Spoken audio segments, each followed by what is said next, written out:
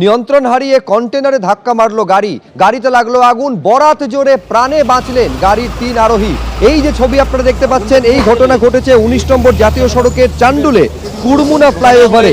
দুর্গাপুর থেকে কলকাতার দিকে আসছিল গাড়িটি, নিয়ন্ত্রণ হারিয়ে ধাক্কা মারে কন্টেনারে। সংঘর্ষের পর আগুন ধরে যায় গাড়িতে। দ্রুত গাড়ি থেকে নেমে প্রাণে বাঁচলেন 3 জন।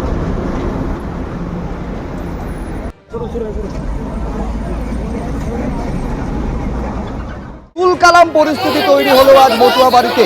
শান্তনু ঠাকুরের করা গত পরশুর একটি মন্তব্য, তার প্রতিবাদে আজকে জমায়েতের ডাক দিয়েছিলেন মমতা ঠাকুর। এবার তার অনুগামীরা যখন এগোচ্ছেন মিছিল করে, তখন এই পরিস্থিতি তৈরি হলো।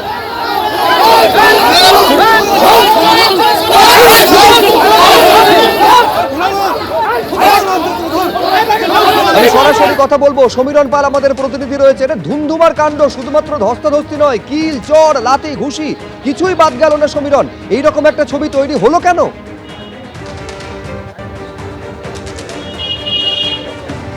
ঢাকা সুপ্রজিৎ, পূর্ব ঘোষিত কর্মসূচি ছিল ঠাকুরনগর মতুয়া ধামে এবং মমতা ঠাকুর অর্থাৎ অল ইন্ডিয়া মতুয়া মহাসংঘের সংঘাধিপতি তথা তৃণমূলের রাজ্যসভা সাংসদ তিনি এবং তার অনুগামী মতুয়ারা আজকে শান্তনু ঠাকুরের বাড়ি অভিযান এবং কর্মসূচি নিয়েছিলেন।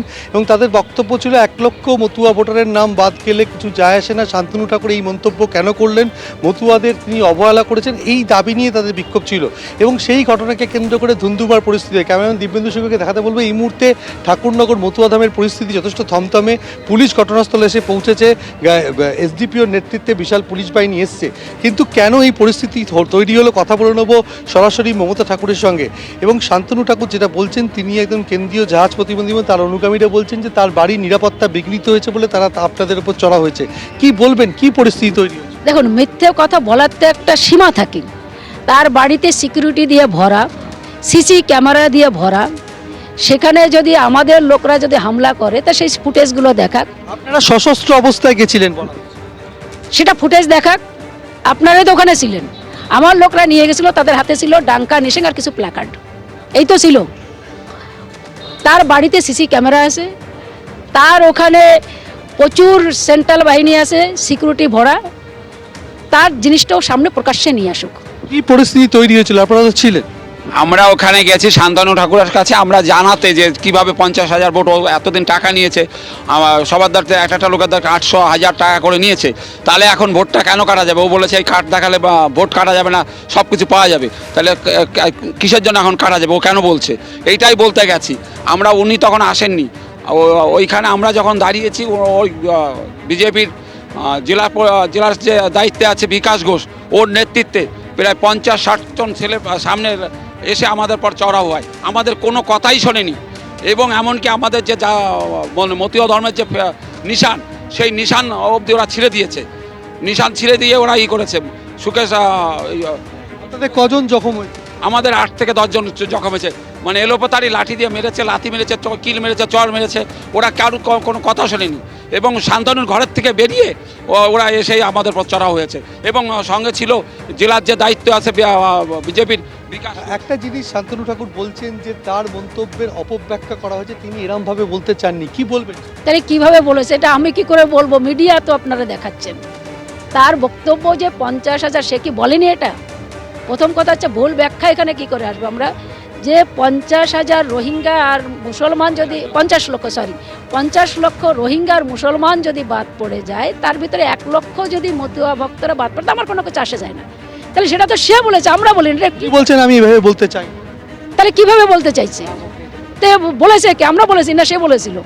সেটা মিডিয়া দেখিয়েছে, তো আমরা বলিনি।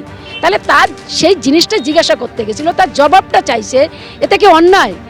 তাহলে আজকে তাহলে এতদিন ধরে ও সিএর জন্য এতদিন ধরে কেন তাহলে মতদের ভুল বুঝিয়ে টাকাটা নিল, কার্ডগুলো বিলি করলো যে এটা অ্যাপ্লাই করলে, সিএতে অ্যাপ্লাই করলে আপনি নাগরিকত্ব পাবেন, হিন্দু কার্ড করলে আপনি নাগরিকত্ব পাবেন। তাহলে আজকে সেই মানুষগুলোই তো গেছিলো তার কাছে জবাব চাইতে, তাহলে তার জন্য আজকে মার খেয়ে আসতে হলো। আর আবার বলছে যে মিথ্যে, যে এটা আমি এইভাবে বলতেছি না। এতে কীভাবে বলতে চাইছে? এটা তো আমার কথা, এটা তো মিডিয়াতেও বলেছে, যেটা সেটাই সবাই জেনেছে।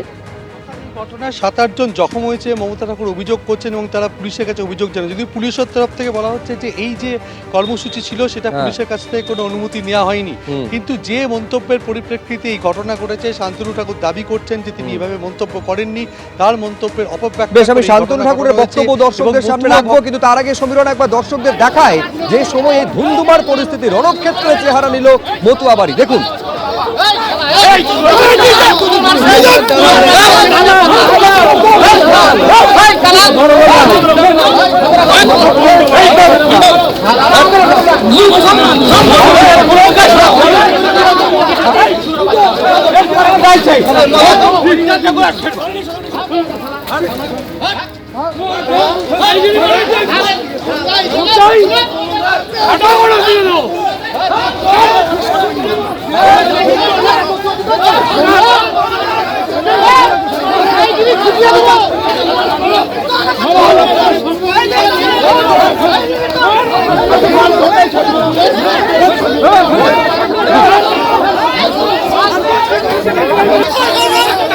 এবার যে অভিযোগ মমতা ঠাকুর শান্তনু ঠাকুরের বিরুদ্ধে করছেন, সেই অভিযোগের জবাবে শান্তনু ঠাকুর কি বললেন আজ দেখুন।